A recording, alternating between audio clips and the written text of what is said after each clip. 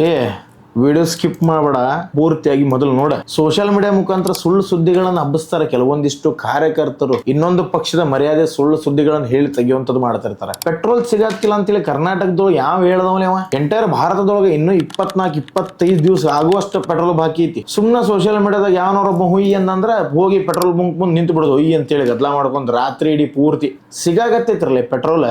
ನಮಸ್ಕಾರ, ನಮ್ಮ ಕರ್ನಾಟಕ ಖಡಕ್ ಸುದ್ದಿ ಯೂಟ್ಯೂಬ್ ಚಾನಲ್ಗೆ ನಿಮ್ಮೆಲ್ಲರಿಗೂ ಸ್ವಾಗತ. ನೀವೇನಾದ್ರೂ ನಮ್ಮ ಚಾನಲ್ಗೆ ಹೊಸಬರಾಗಿದ್ರೆ ದಯವಿಟ್ಟು ನಮ್ಮ ಚಾನಲ್ನ ಸಬ್ಸ್ಕ್ರೈಬ್ ಮಾಡ್ಕೊಂಡು ಸಪೋರ್ಟ್ನ ಮಾಡ್ರಿಪ್ಪ ಅಂತ ಕೇಳ್ಕೊಂತೀನಿ. ಧಾರವಾಡದಾಗ ಮತ್ತೆ ಪ್ರತಿಭಟನೆ ಮಾಡಿದ್ದಾರೆ. ಧಾರವಾಡದಾಗ ಇರುವಂತ ಆಶಾ ಕಾರ್ಯಕರ್ತರೆಲ್ಲರೂ ಸೇರಿ ಬೃಹತ್ ಪ್ರತಿಭಟನೆ ಮಾಡಿದ್ದಾರೆ. ಇವತ್ತಲ್ಲಿ ಧಾರವಾಡದ ಪ್ರತಿಭಟನೆ ನಡೀತಾ ಇರೋದೇನು ಹೊಸದಲ್ಲ ಇದೆ. ಈ ಹಿಂದೆ ಯುವಕರೆಲ್ಲರೂ ಸೇರಿ ಸರ್ಕಾರದಲ್ಲಿ ಖಾಲಿ ಇರುವಂತ ಹುದ್ದೆಗಳನ್ನ ಭರ್ತಿ ಮಾಡಿಕೊಡ್ರಿಪ್ಪ ಅಂತ ಹೇಳಿ ಪ್ರತಿಭಟನೆ ಮಾಡಿದ್ರು. ಅದು ರಾಜ್ಯಾದ್ಯಂತ ದೊಡ್ಡ ಸುದ್ದಿಯಾಗಿತ್ತು. ನಿಮ್ಗೆ ಗೊತ್ತೈತಿ, ಇವತ್ತು ಆಶಾ ಕಾರ್ಯಕರ್ತರೆಲ್ಲರೂ ಸೇರಿ ಹೋರಾಟ ಮಾಡಿದ್ದಾರೆ. ಯುವಕರೆಲ್ಲ ಸೇರಿ ಅಲ್ಲಿ ಬಹಳಷ್ಟು ಸರಿ ಪ್ರತಿಭಟನೆ ಮಾಡಿದ್ರು. ಖಾಲಿ ಇರುವ ಹುದ್ದೆಗಳನ್ನ ಭರ್ತಿ ಮಾಡ್ಕೊಡ್ತೀವಿ ಅಂತ ಹೇಳಿ ರಾಜ್ಯ ಸರ್ಕಾರದವರು ಹೇಳ್ಕೊಂತಾನೆ ಇರ್ತಾರೆ. ಒಂದ್ ಕಡೆ ಖಾಲಿ ಹುದ್ದೆಗಳನ್ನ ಭರ್ತಿ ಮಾಡ್ಕೊಡ್ತೀವಿ ಅಂತ ಹೇಳುವಂತ ಈ ಸರ್ಕಾರ, ಇನ್ನೊಂದು ಕಡೆ ರಾಜ್ಯಾದ್ಯಂತ 7,000 ಆಶಾ ಕಾರ್ಯಕರ್ತರನ್ನ ಕೈ ಬಿಡಾಗತ್ತೈತಿ. ಅಲ್ಲಿ ಹುದ್ದೆನೂ ಕೊಡಂಗಿಲ್ಲ, ಇಲ್ಲಿ ಮತ್ತ ಇರುವಂತ ಹುದ್ದೆನೂ ಕೂಡ ಅವರಿಂದ ಕಸ್ಕೊಳ್ಳುವಂಥದ್ದು. ಒಟ್ಟು ಧಾರವಾಡ ಜಿಲ್ಲೆ ಒಳಗೆ ಸುಮಾರು 394 ಆಶಾ ಕಾರ್ಯಕರ್ತರನ್ನ ಕೈ ಬಿಡುವುದಾಗಿ ಆರೋಗ್ಯ ಇಲಾಖೆಯಿಂದ ಹೇಳುತ್ತೆ. ಆದ್ರೆ ತೀವ್ರ ಹೋರಾಟದಿಂದ ಈ ಪ್ರಸ್ತಾಪವನ್ನೆಲ್ಲ ಹಿಂಪಡಿತಾರೆ. ಆದ್ರೆ ಈಗ ಮತ್ತೆ ಕೈ ಬಿಡುವುದಾಗಿ ಹೇಳಾಕತ್ತಾರೆ. ಜಿಲ್ಲಾಡಳಿತ ಹಾಗೂ ಜಿಲ್ಲಾ ಉಸ್ತುವಾರಿ ಸಚಿವರು ಮಧ್ಯ ಪ್ರವೇಶ ಮಾಡ್ತಾರೆ. ಈ ಸಮಸ್ಯೆಯನ್ನ ಬಗೆಹರಿಸಬೇಕಂತ ಹೇಳಿ ಸ್ಟ್ರೈಕ್ ಮಾಡಾಕತ್ತಾರ. ಈ ಹಿಂದ ಆಶಾ ಕಾರ್ಯಕರ್ತರೆಲ್ಲರೂ ಸೇರಿ ಬೆಂಗಳೂರೊಳಗೆ ಒಂದು ಫಿಕ್ಸ್ ಸ್ಯಾಲ್ರಿ ಕೊಡ್ರಿ ಅಂತ ಹೇಳಿ ಪ್ರತಿಭಟನೆ ಮಾಡ್ತಿದ್ರು. ಆದ್ರೆ ಈಗ ಅವ್ರ ಪರಿಸ್ಥಿತಿ ಹೆಂಗ್ ಬಂದೈತಿ ನೋಡ್ರಿ. ಕೆಲಸದಿಂದ ತೆಗಿಬೇಡ್ರಿ ಅಂತ ಹೇಳಿ ಪಾಪ ಅವ್ರ ರೋಡ್ನ್ಯಾಗ ನಿಂತ್ಕೊಂಡು ಪ್ರತಿಭಟನೆ ಮಾಡುವಂತ ಸ್ಥಿತಿಗೆ ಬಂದಾರ. ಆ ಸ್ಥಿತಿಗೆ ತಗೊಂಬಂದಿರುವಂತ ಸರ್ಕಾರ ಆಶಾ ಕಾರ್ಯಕರ್ತರು ಅಂಗನವಾಡಿ ಕೆಲಸ ಒಂದು ಬಿಟ್ಟು ಬೇರೆ ಸರ್ಕಾರದ ಯಾವುದೇ ಯೋಜನೆಗಳು ಅದು ಇದು ಅಂತ ಕೆಲಸ ಬಂದಾಗ ಅವ್ರು ಕೆಲಸ ಮಾಡ್ತಾರೆ. ಅಂತ ಟೈಮ್ನಾಗ ಈ ಸರ್ಕಾರ ಅವ್ರನ್ನೆಲ್ಲ ಕೆಲಸಕ್ಕೆ ಉಪಯೋಗಿಸ್ಕೋತಾರೆ. ಆದ್ರೆ ಈಗ ಅವ್ರನ್ನ ಕೆಲಸದಿಂದ ನನಗೆ ಒಂದು ಅರ್ಥ ಆಗ್ತಿಲ್ಲ. ಎಲ್ಲ ದೊಡ್ಡ ದೊಡ್ಡ ಸಿಟಿ ಒಳಗೆ ಬಹಳಷ್ಟು ನರ್ಸರಿಗಳು ಓಪನ್ ಆಗತ್ತಾವ. ಮಕ್ಕಳು ಎಲ್ಲರೂ ಅಂತ ನರ್ಸರಿಗಳಿಗೆ ಹೋಗಿ ದುಡ್ಡು ಕೊಟ್ಟು ಓದ್ಲಿ ಅಂತ ಹೇಳಿ ಈ ಸರ್ಕಾರಕ್ಕೆ ಅದರಿಂದ ಲಾಭ ಇದ್ರೂ ಇರ್ಬೋದಂತ ನನ್ನ ಅಭಿಪ್ರಾಯ ಇರ್ತೈತಿ.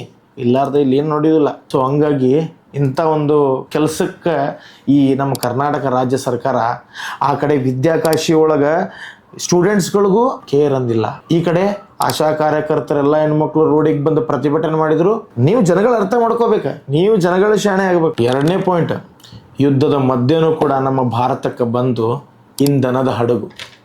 ಈ ವಿಡಿಯೋನ LPG ಸಿಗಾಗತ್ತಿಲ್ಲ, ಪೆಟ್ರೋಲ್ ಸಿಗಾಗತ್ತಿಲ್ಲ ಅಂತ ಹೇಳಿ ಸುಳ್ಳು ಸುದ್ದಿಗಳನ್ನ ಹಬ್ಬಿಸ್ತಾರೆ ನೋಡ್ರಿ.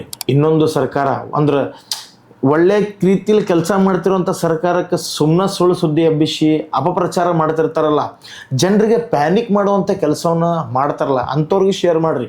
ಯುದ್ಧದ ನಡುವೆನೂ ಕೂಡ ಇಂಧನ ಹೊತ್ತು ತಂದ 3ನೇ ವೆಸಲ್ ನಮ್ಮ ನವಮಂಗಳೂರಿಗೆ ಬಂದೈತ್ರಿ. ಈಗ ಗುರುವಾರ ಅಂದ್ರೆ ಮಾರ್ಚ್ 26ರಂದು ಅಪೋಲೋ ಓಷಿಯನ್ ಹೆಸರಿನ ಇನ್ನೊಂದು LPG ಹಡಗು ಮಂಗಳೂರಿಗೆ ಬಂದೈತಿ. ಈ ಹಡಗು ಮೊನ್ನೆ ಕತಾರ್ನಿಂದ LPG ಹೊತ್ತು ತಂದ ಶಿವಾಲಿಕಾ ಎಂಬ ಹೆಸರಿನ ಹಡಗು ಗುಜರಾತ್ ಬಂದರಿಗೆ ಬಂದಿತ್ತು. ಅಲ್ಲಿ ಅರ್ಧದಷ್ಟು LPGಯನ್ನ ಇಳಿಸಿ ಇನ್ನುಳಿದ LPGಯನ್ನ ಅಪೋಲೋ ಓಷಿಯನ್ ಸರಕು ಹಡಗಿನ ಮೂಲಕ ಮಂಗಳೂರಿಗೆ ಬಂದೈತಿ. ಒಟ್ಟು 16,000 ಮೆಟ್ರಿಕ್ ಟನ್ LPG ಈ ಹಡಗಿನ ಮೂಲಕ ಬಂದೈತಿ.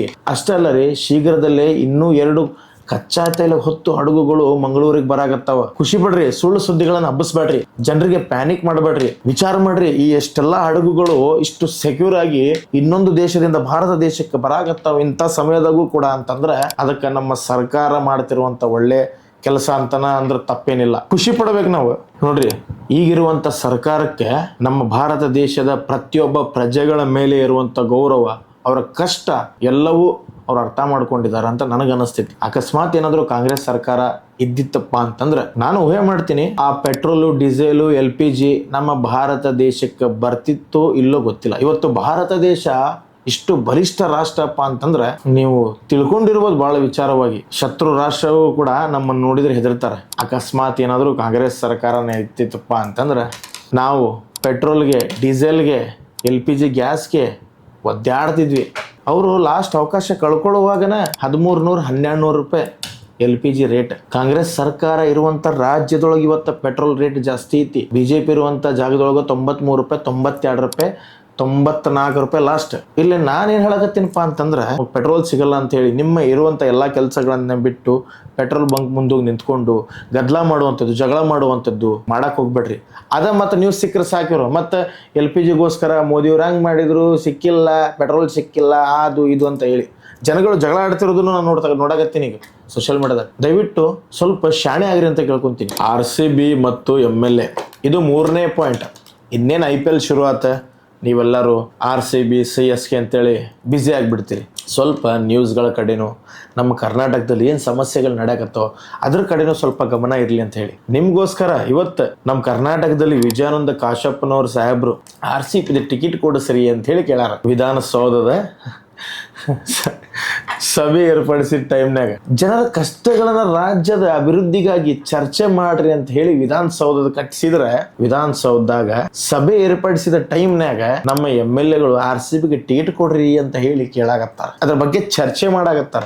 ಜನರ ಕಷ್ಟಾರ್ಪಣೆಗಳ ಬಗ್ಗೆ ಧ್ವನಿ ಎತ್ತೋದು ಬಿಟ್ಟು MLA ವಿಜಯಾನಂದ ಕಾಶ್ಯಪ್ನವರು RCBಗೆ ಟಿಕೆಟ್ ಕೊಡಿಸ್ರಿ ಅಂತ ಹೇಳಿ ಪಾರ್ಲಿಮೆಂಟ್ದಾಗ ಧ್ವನಿ ಎತ್ತಾಕತ್ತಾರ. ಮತ್ ಇನ್ನೊಂದು 8-10 ಮಂದಿ ಅಲ್ಲಿ ಹೋಗಿ ಗುದ್ದಾಟ ಪದ್ದಾಟದಾಗ ಸಾಯಕ ವಿಜಯಾನಂದ ಕಾಶ್ಯಪ್ನವ್ರ ಸಾಹೇಬ್ರೆ, ಲಾಸ್ಟ್ ಟೈಮ್ ನಿಮ್ಮದೇ ಸರ್ಕಾರ ಇದ್ದಾಗ RCBಗೆ ಕಪ್ ಸಿಕ್ಕಾಗ ಕಾಲ್ ತುಳಿತದೊಳಗೆ ಎಷ್ಟು ಮಂದಿ ನಿಮ್ಗೆ ಗೊತ್ತಿರ್ಬೋದು ಸಾಹೇಬ್ರ, ಅಲ್ಲಿನೂ ರಾಜಕೀಯ ಮಾಡಕ್ ನೋಡಿದ್ರಿ ನಿಮ್ ಸರ್ಕಾರದವರು. ಕೇವಲ ಒಂದು ಕಪ್ಗೋಸ್ಕರ ಅಲ್ಲಿ ಇಂಟರ್ನ್ಯಾಷನಲ್, ನ್ಯಾಷನಲ್ ಎಲ್ಲ ಅವರೆಲ್ಲ ದೊಡ್ಡ ದೊಡ್ಡ ಕ್ರಿಕೆಟರ್ಸು, ಅವ್ರಿಗೆ ಎಷ್ಟು ಸೆಕ್ಯೂರಿಟಿ ಕೊಡಬೇಕು ಅಷ್ಟು ಜನ ಬರ್ತಾರಂತ ಗೊತ್ತಿದ್ರು ಕೂಡ ಅವತ್ತಿನ ದಿನ ನಿಮ್ ಸರ್ಕಾರ ಮಾಡಿರುವಂತ ಎಲ್ಲಾ ಕೆಲಸಗಳನ್ನು ಎಂಟೈರ್ ಕರ್ನಾಟಕ ನೋಡಿ. ಈಗ ನೀವು ಮತ್ತೆ RCBಗೆ ಟಿಕೆಟ್ ಕೊಡ್ರಿ ಅಂತ ಕೇಳತ್ತೀರಿ.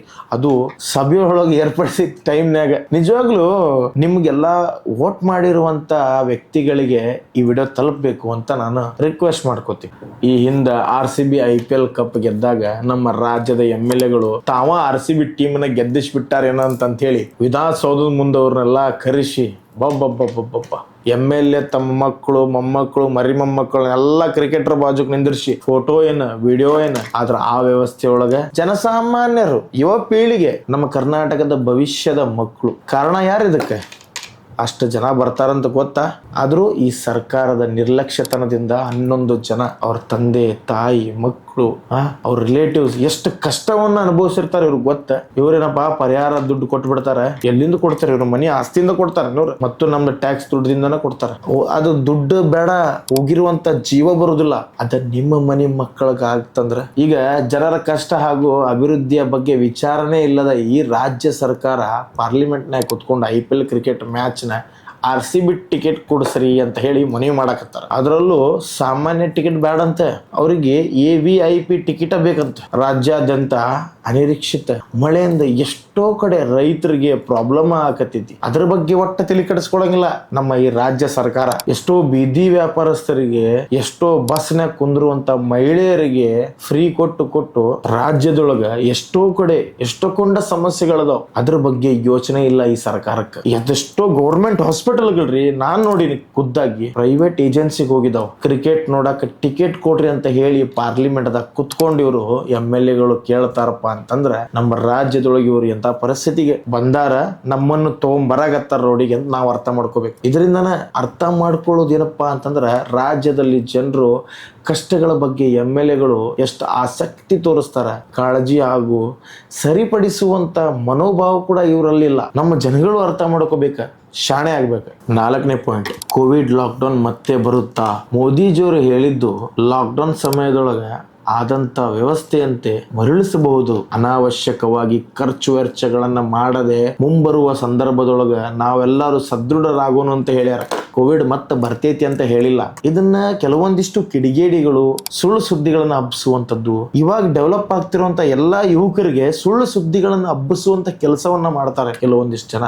ಸತ್ಯ ತಿಳಿಸಿರ್ಲಿ ಮಕ್ಕಳ. ಕರ್ನಾಟಕದೊಳಗಿರುವಂತವ್ರಿಗೆ ಕೆಲವೊಂದಿಷ್ಟು ಹಿಂದಿ ಪದದ ಅರ್ಥ ಆಗುದಿಲ್ಲಪ್ಪ ಅಂತಂದ್ರೆ ಅವ್ರಿಗೆ ಅಟ್ಲೀಸ್ಟ್ ನೀವಾದ್ರೂ ತಿಳಿಸುವಂತ ಕೆಲಸವನ್ನ ಮಾಡ್ರಿ. ಮೋದಿಜಿಯವ್ರು ಏನೋ ಹೇಳಿರ್ತಾರ, ಅದಕ್ಕೆ ಏನಾರ ಒಂದು ಎಡಿಟ್ ಮಾಡಿ ಹಾಕಿಬಿಡೋದು ಸುಮ್ನೆ. ಶಾಣೆ ಆಗಿರ್ಲಿಪ್ಪ, ಸರ್ಕಾರಿ ಶಾಲೆಯೊಳಗೆ ಕಲ್ತಿರಿ, ಸ್ವಲ್ಪ ಶಾಣೆ ಆಗ್ರಿ. ಮಿಡಲ್ ಈಸ್ಟ್ ನಲ್ಲಿ ಯುದ್ಧ ತುಂಬಾ ತೀವ್ರ ಗತಿಯಲ್ಲಿ ನಡೆದಿದೆ. ಯುದ್ಧ ಯಾವ ಸಂದರ್ಭದೊಳಗೂ ಕೂಡ ಯಾವ ರೀತಿ ಬದಲಾಗುತ್ತೋ ಗೊತ್ತಿಲ್ಲ. ಆದ್ದರಿಂದ ಎಲ್ಲರೂ ಕಟ್ಟುನಿಟ್ಟಾದ ವ್ಯವಸ್ಥೆಗೆ ಸಿದ್ಧರಾಗೋಣ ಅಂತ ಹೇಳಿ ಮೋದಿಜಿಯವರು ಹೇಳ್ಯಾರ. ಯುದ್ಧದ ಪರಿಣಾಮದಿಂದ ಆಯಿಲ್ ರೇಟ್ ಆಗಿರ್ಬೋದು, ಇಂಪೋರ್ಟ್ ವೆಚ್ಚಗಳಾಗಿರ್ಬೋದು ಹೆಚ್ಚಾಗಬಹುದು ಅಂತ ಹೇಳಿ, ಮಧ್ಯ ಘರ್ಷಣೆ ಆಗಬಹುದು ಅಂತ ಹೇಳಿ ಮೋದಿಜಿಯವರು ಹೇಳ್ಯಾರ. ಅದನ್ನ ಇವರು ಬೇರೆ ರೀತಿಯಿಂದ ಸುಳ್ಳು ಸುದ್ದಿಗಳನ್ನ ಹಬ್ಬಿಸುವಂತದ್ದು. ಮಿಡ್ಲ್ ಈಸ್ಟ್ ನಲ್ಲಿ ಸುಮಾರು 1 ಕೋಟಿ ಭಾರತೀಯರು ಕೆಲಸ ಮಾಡತ್ತಿದ್ದಾರೆ. ಯುದ್ಧ ಹೆಚ್ಚಾದ್ರೆ ಜಾಬ್ ರಿಸ್ಕ್, ಸೇಫ್ಟಿ ರಿಸ್ಕ್ ಹೆಚ್ಚಾಗ್ತೈತಿ.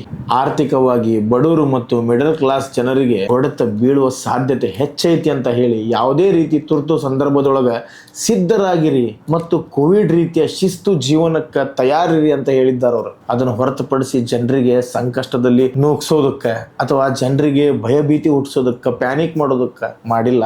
ಹಂಗ ಹೇಳಿನೂ ಇಲ್ಲ ಅವ್ರು. ಒಂದ್ ಅರ್ಥ ಆಯ್ತು, ಸುಳ್ಳು ಸುದ್ದಿಯನ್ನ ಹಬ್ಬಿಸೋದಕ್ಕೆ ಮುಂದಾಗಿರುವಂತ ಪಕ್ಷಗಳಿಗೆ ಜನರನ್ನ ಎಚ್ಚರನ್ನಾಗಿಗೊಳಿಸುವ ಮೋದಿ ಎಷ್ಟೇ ಪ್ರಯತ್ನ ಪಟ್ಟರು ಜನರು ಸುಳ್ಳು ಸುದ್ದಿಗಳ ಮೇಲೆ ಭರವಸೆ ಹೆಚ್ಚಿಡ್ತಾರೆ ಹಾಗೂ ಸುಳ್ಳು ಸುದ್ದಿಗಳನ್ನ ಹೆಚ್ಚು ಹಬ್ಬಿಸ್ತಾರೆ. ಸ್ಪಷ್ಟವಾಗಿ ಹೇಳುದಂದ್ರೆ ಇಲ್ಲಿ ಯಾವುದೇ ರೀತಿಯಾದಂತ ಲಾಕ್ಡೌನ್ಸ್ ಆಗುತ್ತೆ ಅಂತ ಹೇಳಿ ಯಾರು ಇಲ್ಲಿ ಹೇಳಿಲ್ಲ. ಬದಲಾಗಿ ಮೋದಿಜಿಯವ್ರು ಏನ್ ಹೇಳ್ಯಾರಂದ್ರೆ ಕಟ್ಟುನಿಟ್ಟಾದ ಜೀವನಕ್ಕೆ ತಯಾರಾಗಿರ್ರಿ ಅಂತ ಹೇಳ್ಯಾರ. ಅನಾವಶ್ಯಕವಾಗಿ ಖರ್ಚುಗಳನ್ನ ಮಾಡದೆ ಮುಂದಿನ ಸಂದರ್ಭದೊಳಗ ನಾವೆಲ್ಲರೂ ಸಿದ್ಧರಾಗಬೇಕು, ನಮ್ಮ ದೇಶದ ಜೊತೆ ನಿಂತ್ಕೊಳ್ಬೇಕು ಅಂತ ಹೇಳಿ ಇಲ್ಲಿಗೆ ನನ್ನ ವಿಡಿಯೋನ ಮುಗಿಸ್ತೀನಿ. ಸ್ವಲ್ಪ ಶಾಣೆ ಆಗ್ರಿ, ಎಜುಕೇಟೆಡ್ ಆಗ್ರಿ ಅಂತ ನಾ ಕೇಳ್ಕೊಂತೀನಿ. ನಮಸ್ಕಾರ.